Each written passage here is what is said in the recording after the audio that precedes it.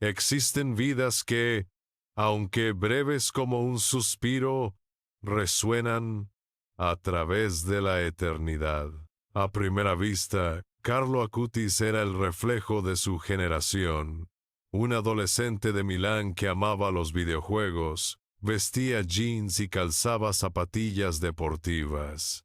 Su rostro era el de un joven inmerso en el ritmo acelerado del nuevo milenio, un rostro familiar y aparentemente común. Sin embargo, tras esa normalidad cotidiana, se ocultaba un misterio que el mundo apenas comenzaba a vislumbrar.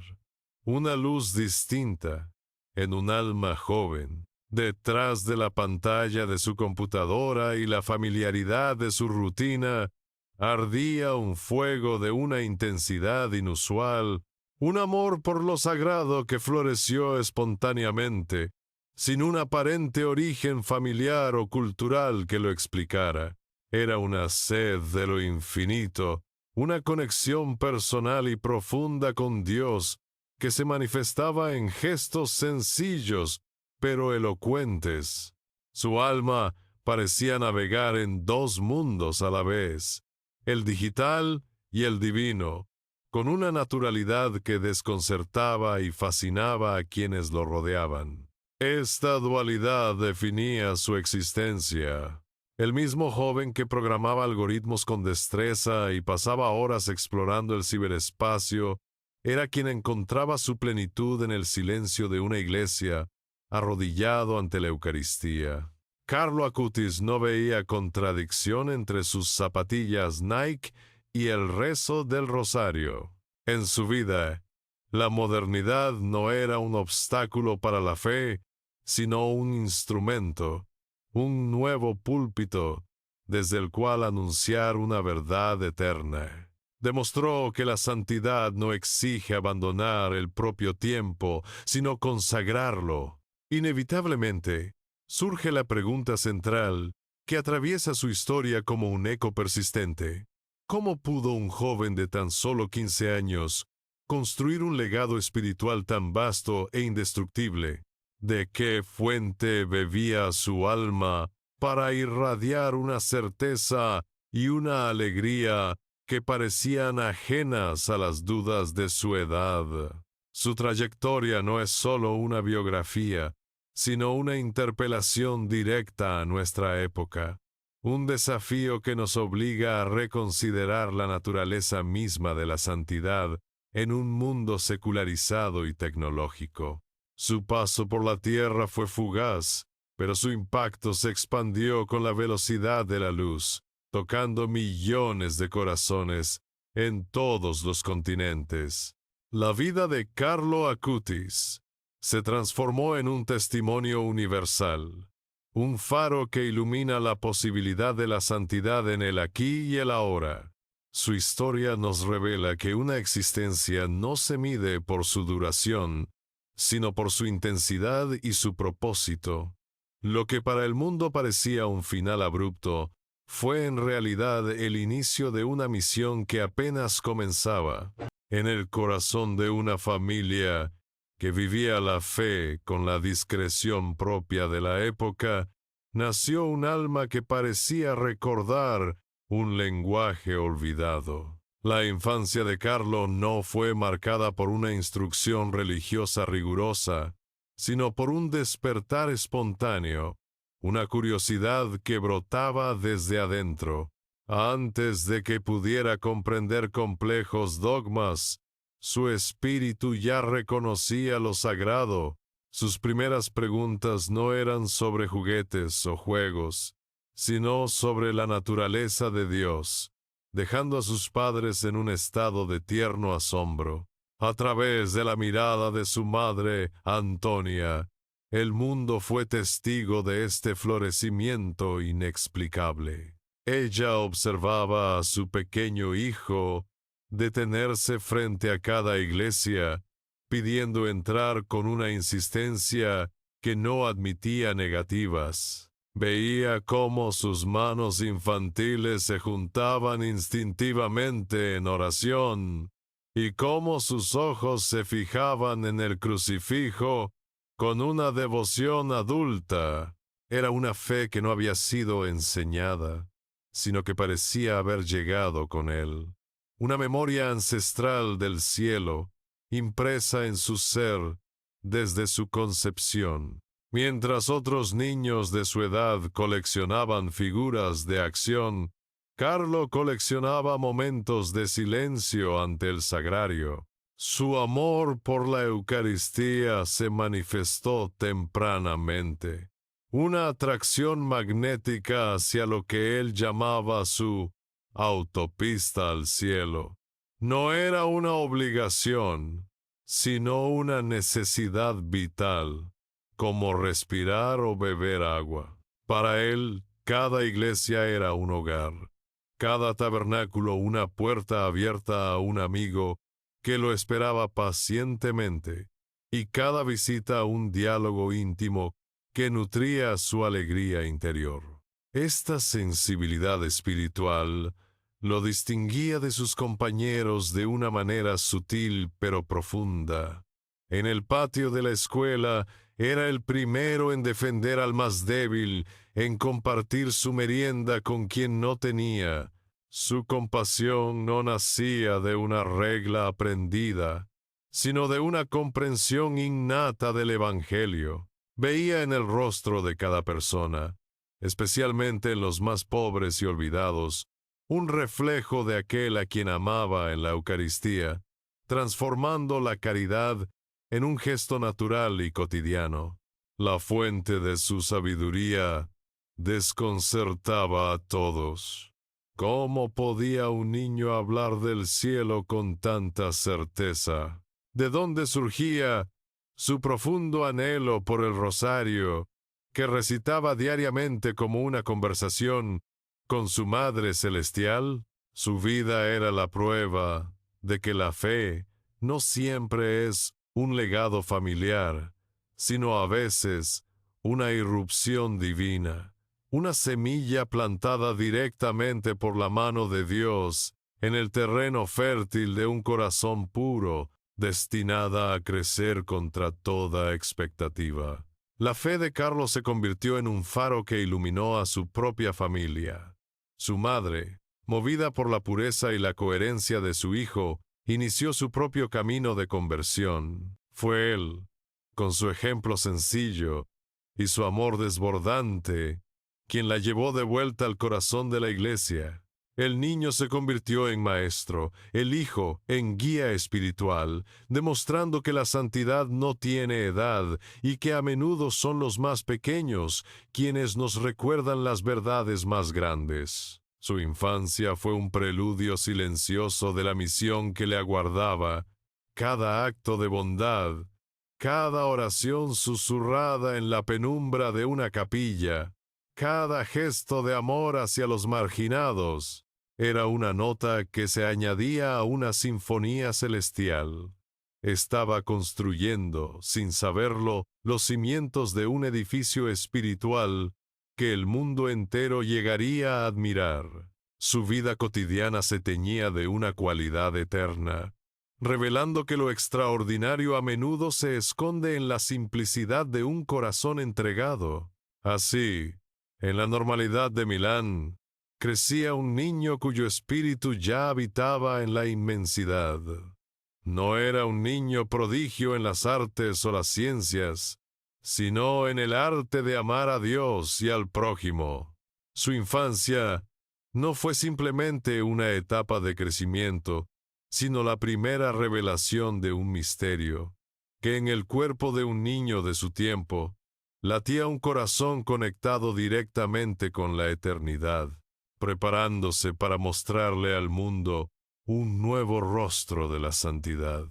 El epicentro de su universo espiritual era un secreto a voces, su encuentro diario con la Eucaristía. Para Carlo no era un rito ni una costumbre, sino el punto de partida de su autopista al cielo. En ese pedazo de pan consagrado, él encontraba la fuerza, la alegría y el sentido de toda su existencia.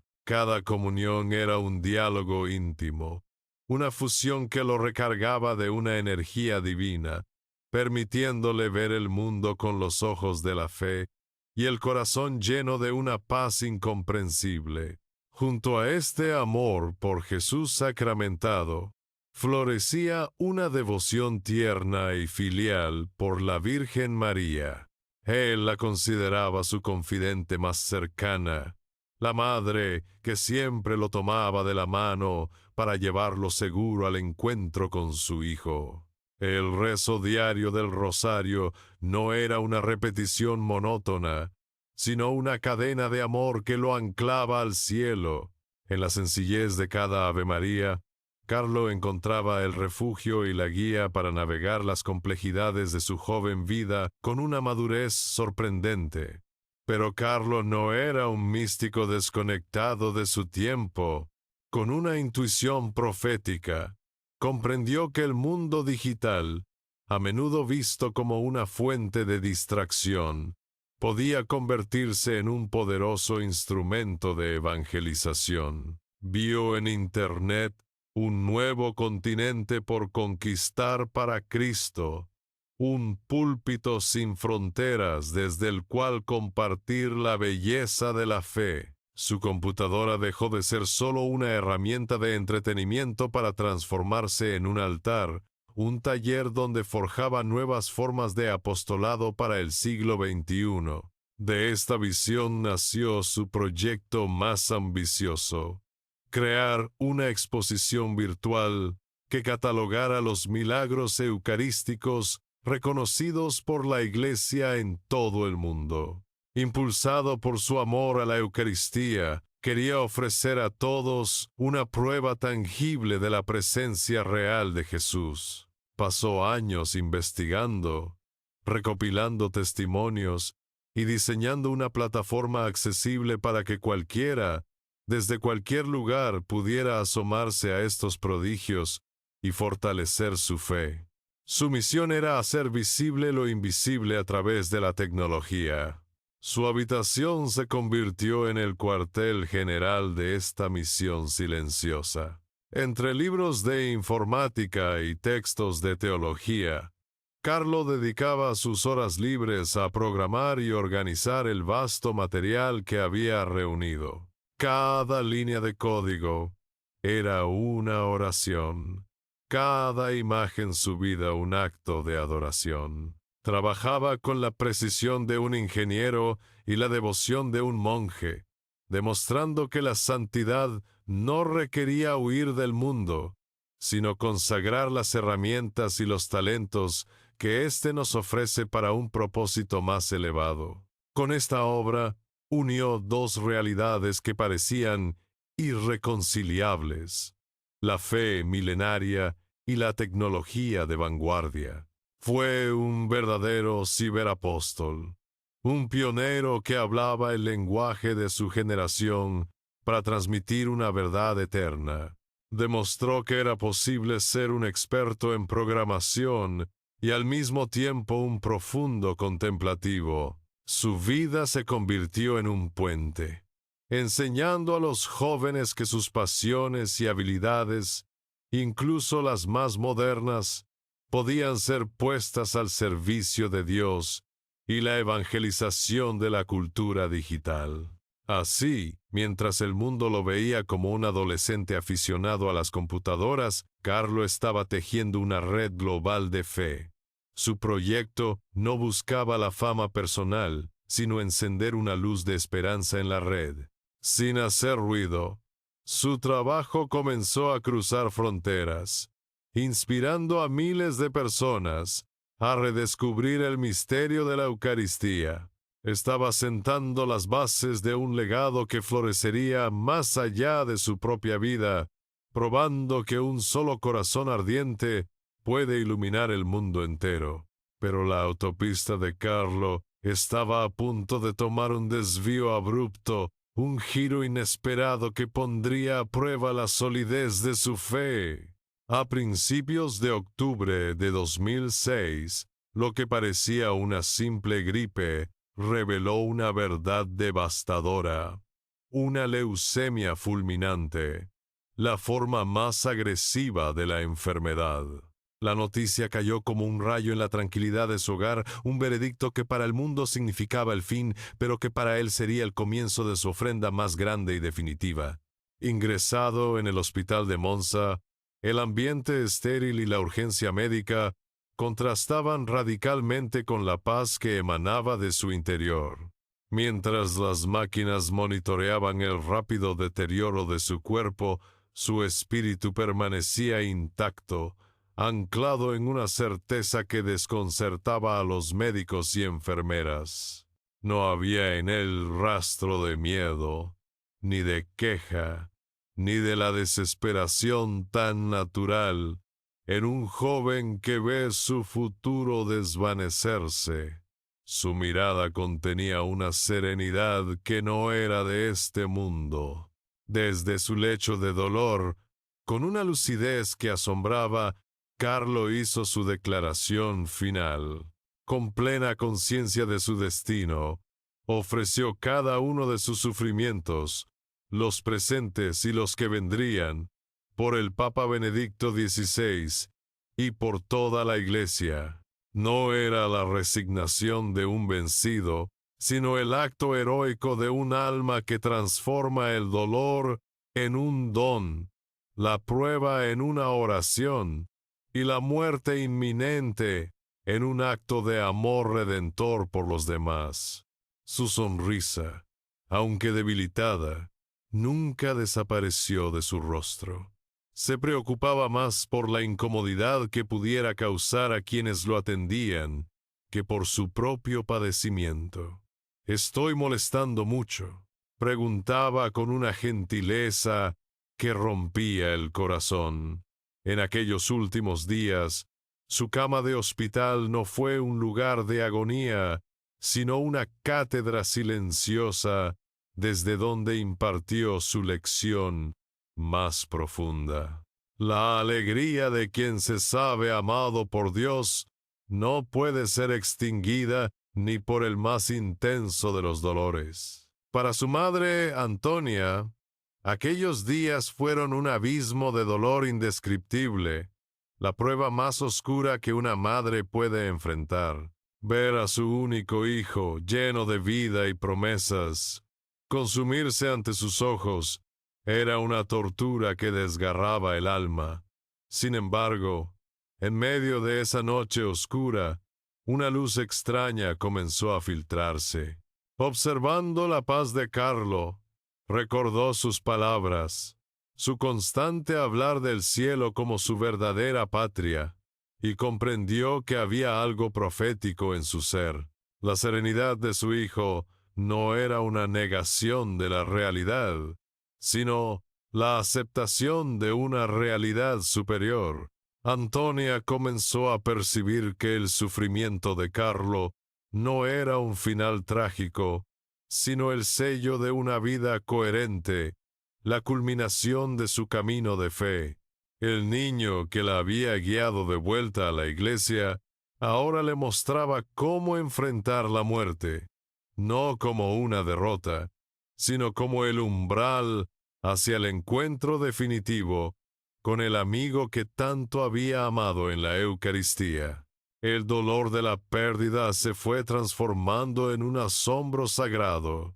Ella no estaba viendo a un niño morir, sino a un santo nacer para el cielo. Cada gesto de su hijo, cada palabra de consuelo que él le ofrecía a ella, era la confirmación de que su existencia había sido preparada para ese momento. La habitación del hospital se convirtió en un santuario, el escenario del último y más elocuente milagro de Carlo, la victoria del amor sobre la muerte, manifestada en la paz de un adolescente.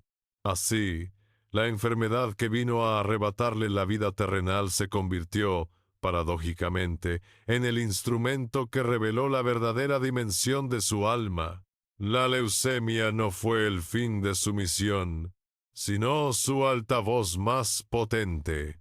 Aquel breve y fulminante calvario fue el crisol donde su fe se purificó como el oro, dejando al mundo un testimonio imborrable de que, cuando la vida se entrega por completo a Dios, incluso la muerte se convierte en una puerta hacia la vida eterna. El 12 de octubre de 2006, el tiempo terrenal de Carlo Acutis llegó a su fin. Su cuerpo, de tan solo 15 años, cedió ante la fuerza de la enfermedad, pero su espíritu emprendió el viaje final por aquella autopista que tanto anhelaba. En el silencio de la habitación del hospital, la partida no se sintió como una derrota, sino como una llegada. Fue la entrega serena de un alma que había completado su misión en la tierra, dejando tras de sí una estela de paz incomprensible. Para su familia, el mundo se detuvo. El vacío que dejó su ausencia era un abismo palpable, un silencio que resonaba en cada rincón de la casa. Sus zapatillas junto a la puerta, su computadora apagada, su cama vacía. Cada objeto era un recordatorio doloroso de una vida interrumpida. El luto era una ola inmensa que amenazaba con ahogarlo todo, la manifestación más humana del amor confrontado con la aparente finalidad de la muerte. Era la noche oscura del alma, para quienes más lo amaron. Sin embargo, en medio de la desolación, una certeza distinta comenzó a emerger, sutil pero persistente.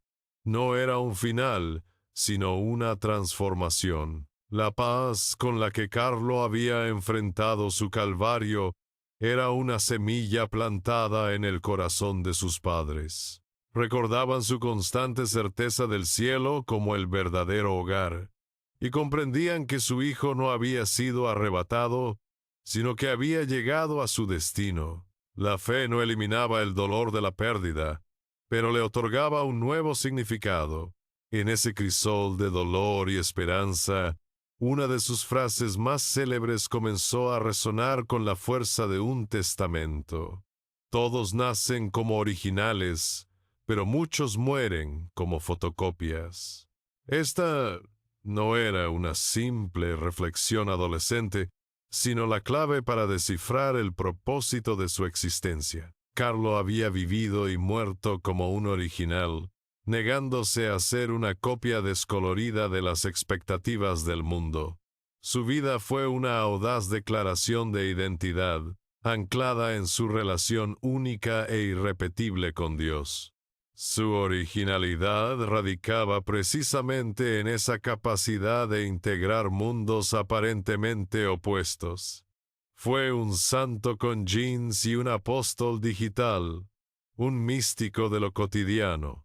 No replicó un modelo de santidad del pasado, sino que encarnó uno nuevo, relevante para el siglo XXI. Demostró que ser original para Dios no significa ser extraño, sino ser plenamente uno mismo, consagrando los propios talentos, pasiones y hasta la propia época para un fin trascendente que da sentido a toda la existencia humana. Así, la muerte que parecía una conclusión abrupta se reveló como el verdadero punto de partida. El vacío físico que dejó en su familia comenzó a llenarse con una presencia espiritual que trascendía las paredes del hogar para alcanzar al mundo entero.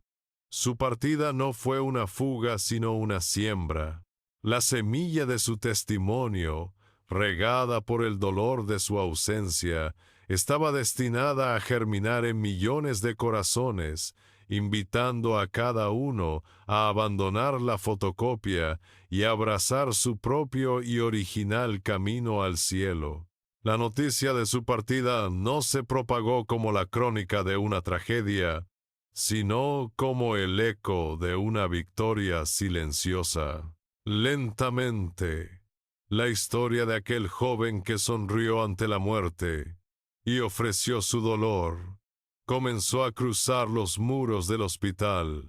Quienes lo conocieron compartieron el testimonio de su paz inexplicable, de su fe inquebrantable no era el lamento por una vida truncada, sino el asombro ante una existencia plenamente realizada, una semilla de luz que, al caer en tierra, comenzaba a germinar misteriosamente. Irónicamente, fue la tecnología, su propio campo de misión, el vehículo que transportó su legado al mundo. Su exposición sobre los milagros eucarísticos que había construido con tanta dedicación se convirtió en un testamento viral. Millones de personas, a través de la red, descubrieron no solo los prodigios que él catalogó, sino la historia del joven que estaba detrás.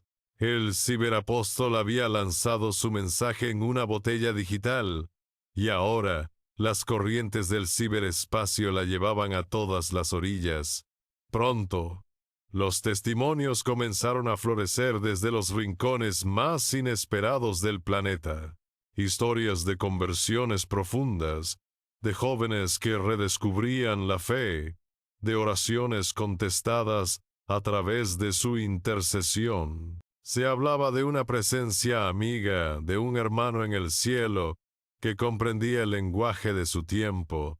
Carlos se convirtió en un confidente para miles de almas que, como él, buscaban conciliar su vida moderna con su anhelo de eternidad, demostrando que su misión apenas había comenzado. Su tumba en Asís, la ciudad de San Francisco, a quien tanto admiraba, se transformó en un faro de peregrinación. Ya no eran solo los que lo conocieron en vida, sino multitudes de jóvenes de todo el mundo, quienes acudían a ese lugar. No buscaban una reliquia del pasado, sino la inspiración de un contemporáneo, un santo en zapatillas deportivas que les demostraba que el camino al cielo no exigía abandonar el mundo, sino vivir en él con un corazón anclado en lo alto. La voz del pueblo se unió en un clamor que la Iglesia no pudo ignorar. El sentir general de su santidad dio paso a un proceso formal. Se abrió la causa de beatificación, y los investigadores comenzaron a examinar cada detalle de su vida con rigor canónico. Lo que descubrieron no fue una perfección inalcanzable, sino la coherencia heroica de un joven que vivió las virtudes cristianas de manera extraordinaria en la más absoluta normalidad, haciendo de lo cotidiano un peldaño hacia lo divino. El cielo mismo pareció confirmar esta convicción a través de un signo inequívoco.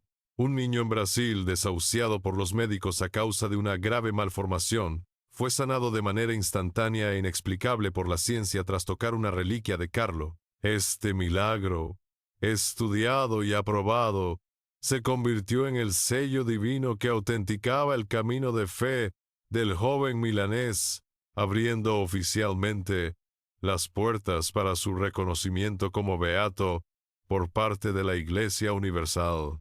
El 10 de octubre de 2020, en la Basílica de San Francisco de Asís, el mundo contempló una imagen que quedará grabada en la historia de la fe.